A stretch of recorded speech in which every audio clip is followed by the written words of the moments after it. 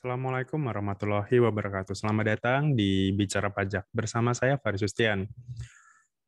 Di video kita kali ini masih seputar PPS, masih seputar panggilan terakhir ya, karena sekarang tinggal kurang lebih 1 minggu lagi sebelum penutupan PPS gitu. Nah, yang akan saya bahas kali ini adalah strategi apa yang akan dilakukan oleh DJP pasca PPS nanti berakhir gitu. Jadi kira-kira seperti apa nanti konsekuensi bagi Anda yang saat ini memilih untuk tidak ikut PPS dan seperti apa nanti benefit yang diperoleh ketika Anda sudah mengikuti PPS seperti itu. Oke, kita bagi bagian pertama dulu adalah konsekuensi apa yang nantinya akan dampak apa yang bisa Anda terima ketika Anda tidak mengikuti PPS kali ini gitu ya. Kita tahu bahwa PPS itu kan ada dua kebijakan gitu ya, kebijakan 1 dan kebijakan 2. Kebijakan 1 adalah ya, ini murni bagi yang khusus alumni TA, bagi yang di tahun 2016-17 waktu itu ada program tax amnesty gitu. Nah, kebijakan 1 dari PPS adalah lanjutan dari tax amnesty waktu itu, yakni atas harta yang belum diungkap itu sebaiknya Anda ungkapkan pada saat PPS gitu. Kenapa? Karena kalau tidak, maka ketika nanti DJP menemukan harta itu, menemukan katakanlah harta atau aset tersebut, maka dianggap itu sebagai penghasilan. Nah, ketika itu dianggap sebagai penghasilan, maka ya sudah berarti kan dikenakan pajak secara normal gitu. Pajak secara normal plus tentu saja ada sanksinya yang sanksinya sendiri adalah 200% ya. Itu yang sering diulang-ulang ketika Anda tidak mengikuti PPS ini di kebijakan 1 gitu. Jadi ketika misalkan katakanlah nanti Anda sebagai alumni tax amnesty kemudian waktu itu ternyata katakanlah masih ada deposito senilai 1 miliar misalkan yang Anda peroleh di tahun 2015 misalkan, kemudian DJP mengetahui bahwa Anda memang pemilik deposito tersebut, maka ya berarti dianggap penghasilan sebesar 1 miliar itu adalah penghasilan yang belum Anda laporkan, dan tentu saja itu dikalikan pajak berapa, disesuaikan ya, kurangi PTKP, kalikan tarif pasal 17, kemudian setelah itu ketemu PPh terutangnya berapa, baru nanti dikalikan tarif sanksinya sendiri adalah 200% dari kekurangan pajak tersebut gitu. Itu kalau kebijakan 1. Di kebijakan 2, ini relatif lebih banyak peminatnya. Tren juga menunjukkan bahwa kebanyakan orang yang ikut PPS adalah lebih banyak mengikutinya yang kebijakan kedua, karena memang ini relatif lebih inklusif. Semua orang pribadi boleh ikut, khususnya orang pribadi ya, jadi hanya bisa ke orang pribadi, dan atas harta yang diperoleh itu adalah harta yang diperoleh dari tahun 2016 sampai 2020. Dan benefitnya apa? Benefitnya adalah ketika misalkan selama tahun itu, selama tahun 2016 sampai 2020, misalkan saat itu katakanlah Anda belum lapor SPT, Anda waktu itu mungkin pembayaran pajaknya salah atau mungkin masih dirasa kurang gitu. Nah, ketika Anda ikut PPS, maka di situ kan dijelaskan bahwa tidak akan diterbitkan surat ketetapan untuk tahun 2016 sampai 2020.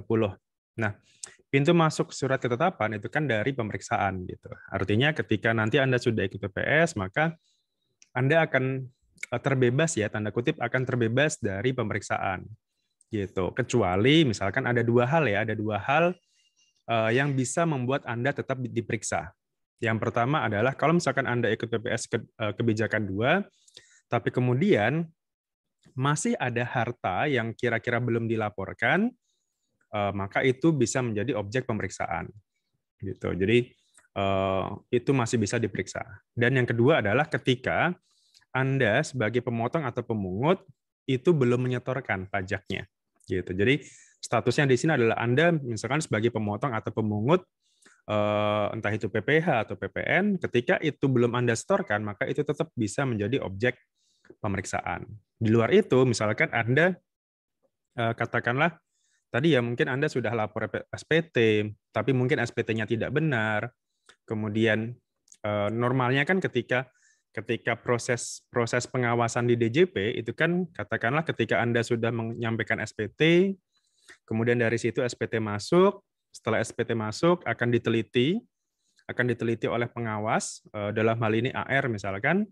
Nah, ketika AR ini mengawasi, meneliti SPT tersebut, oh ternyata kok ada yang salah nih. Ternyata masih ada pajak yang kurang dibayarkan gitu ya. Entah itu dari ekualisasinya, entah itu dari bukti potongnya, segala macam gitu, ternyata masih ada yang salah nih. Nah, berhubung Anda sudah ikut PPS, maka dianggap itu tidak bisa diperiksa kembali. Gitu. Jadi itu benefitnya ya, benefit ketika Anda mengikuti kebijakan kedua ini. Yang mana relatif dari sisi manfaatnya, tadi relatif lebih luas dibandingkan dengan orang yang mengikuti kebijakan pertama saja. Nah, kemudian pertanyaannya adalah, bisa nggak saya misalkan mengikuti kebijakan 1 dan juga mengikuti kebijakan 2? Jawabannya adalah bisa. Selama Anda memang pernah mengikuti tax amnesty dan status Anda adalah wajib pajak orang pribadi.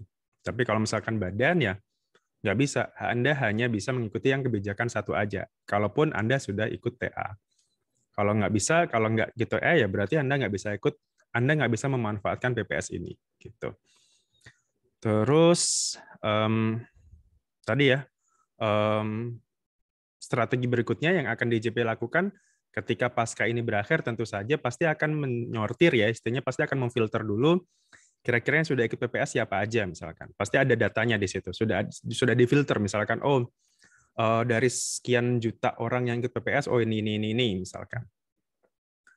Tapi nanti pasti akan ada klarifikasi tambahan ya, gitu. Karena kan di salah satu pasal PPS itu kan DJP masih bisa membatalkan ketika nanti hasil verifikasinya atau hasil validasi PPS-nya ini menunjukkan bahwa ada yang salah dalam hal pengisian misalkan. Jadi siap-siap nanti ya ketika PPS ini sudah berakhir, siap-siap aja. Mungkin ada beberapa yang mungkin masih harus diberikan surat klarifikasi oleh DJP. Bisa aja mungkin karena kesalahan tulis, kesalahan hitung, atau mungkin karena kesalahan tarif dan sebagainya. Gitu. Karena kan kalau balik lagi ya ke aturan di PPS itu kan katakanlah awalnya Anda memilih untuk investasi misalkan. Ternyata setelah ditunggu waktunya sampai dengan September nanti misalkan ternyata investasi itu belum muncul, belum Anda investasikan. Nah, kalau seperti itu kan berarti tetap melalui mekanisme pemeriksaan juga gitu. Jadi pertama tadi ya, pasti yang akan dilakukan oleh DJP adalah akan memfilter kira-kira mana saja yang ikut, mana yang tidak. Nah, kemudian ketika yang tidak ini, nah pasti kan DJP juga memiliki data. Makanya kemarin kalau kita hubungkan dengan video saya sebelumnya yang terkait dengan email dari DJP, email dari DJP itu kan sebagai trigger awal, gitu. Sebagai trigger awal ketika ini loh DJP sudah memiliki data ini loh, gitu.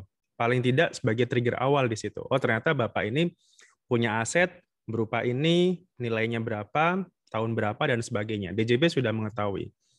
Nah, tinggal kita kasih kesempatan ya, DJP akan memberikan kesempatan, oh ini loh sampai dengan 30 Juni nanti Anda ikut PPS atau tidak gitu ya. Anda mau pembetulan ataukah Anda ikut PPS seperti itu.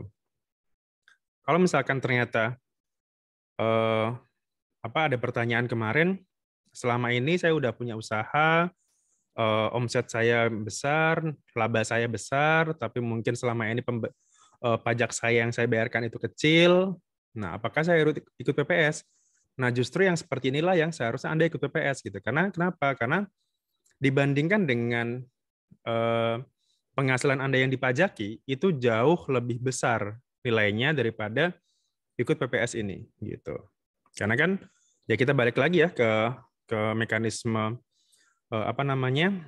penghasilan itu sama dengan harta plus konsumsi gitu. Artinya kalau yang dipajaki itu adalah harta, otomatis kan relatif lebih kecil dibandingkan yang dipajaki itu adalah dari sisi penghasilannya gitu. Kan sama dengan misalkan I itu sama dengan C plus aset ya, C plus A misalkan. Gitu. Jadi kan I itu income itu pasti akan selalu lebih besar daripada asetnya gitu. Nah, tinggal kita pilih aja mau dipajaki dari sisi income-nya ataukah dari sisi asetnya gitu. Kalau Anda mau dipajaki dari sisi aset ya berarti silakan ikut PPS tadi ya. Sementara kalau Anda tidak ikut PPS, kemudian tadi ya ketika Anda selama ini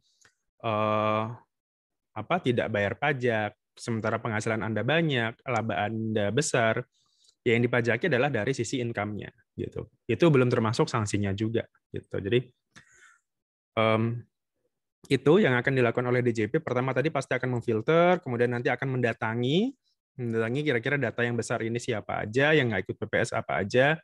Nah dari situ ya udah mekanismenya ya berjalan normal seperti biasa gitu ya. Mulai dari pengawasan, setelah pengawasan itu akan mulai dari misalkan katakanlah pengawasannya tidak mempan, misalkan akan masuk ke pemeriksaan, dari pemeriksaan nanti akan masuk ke bukti permulaan, sampai nanti terakhir di penyidikan misalkan. Itu kan semakin berjenjang pengawasannya gitu ya, mulai dari pengawasan, pemeriksaan, bukti permulaan sampai nanti di penyidikan. Semakin tinggi level level pengawasannya, semakin besar pula nanti sanksinya gitu. Jadi itu saja mungkin yang bisa saya sampaikan. Jadi silakan ini dimanfaatkan semaksimal mungkin apabila Anda yang kira-kira masih bingung gitu ya, kira-kira ikut PPS atau tidak gitu. Kalau pendapat pribadi ya, ini pendapat pribadi aja, bukan sebagai patokan. Selama mungkin penghasilan Anda sudah benar, Anda sudah melaporkan itu dengan benar pajaknya, penghasilannya sudah Anda tulis, sudah hitung segalanya dengan benar, Anda hanya alfa di 1 atau 2 harta yang belum Anda laporkan, silakan pembetulan aja. Pembetulan tahun 2020 atau 2021 selesai. Tapi ketika misalkan kok selama ini 2016 misalkan saya tidak lapor pajak, 2017 saya mungkin bayar pajaknya sedikit, harta saya juga saya sembunyikan semuanya atau saya lupa tulis dan sebagainya. Ya ini kesempatan besar bagi Anda untuk memperbaiki itu semua. Paling tidak meriset lagi selama 5 tahun ke belakang.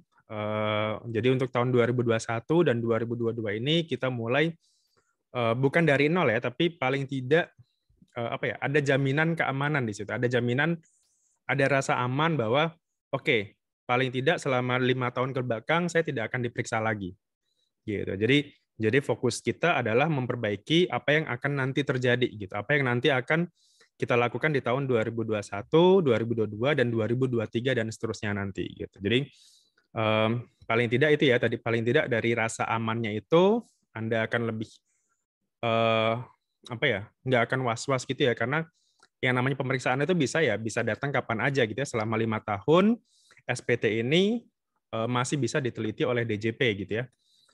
Karena kan daluarsa pajak itu balik lagi itu adalah 5 tahun dari sejak itu dilaporkan. Jadi dari sejak tahun pajaknya berakhir gitu. Jadi kalau kayak tadi misalkan 2016 ya sudah sampai dengan sekarang pun itu masih bisa diperiksa istilahnya gitu. Oke, dari itu terima kasih atas waktunya. Mohon maaf kalau ada kekurangan dalam penyampaian saya atau mungkin masih bingung atau malah kok sepertinya untuk mungkin malah makin membuat bingung ya PPS atau tidak ya. Ini hanya memberikan pendapat aja. Ini opini pribadi, tidak mewakili institusi atau instansi apapun. Kalau memang Anda memang berniat dan sukarela ya, balik lagi ini adalah program sukarela, silakan Anda ikuti PPS, dan tadi ya paling tidak ketika Anda ingin nyaman, aman, ingin meriset lagi kira-kira kewajiban pajak Anda, nah inilah waktu yang tepat gitu. Oke, itu aja yang dari saya. Mohon maaf kalau ada kekurangan dan sampai jumpa lagi di video saya berikutnya. Assalamualaikum warahmatullahi wabarakatuh. Salam.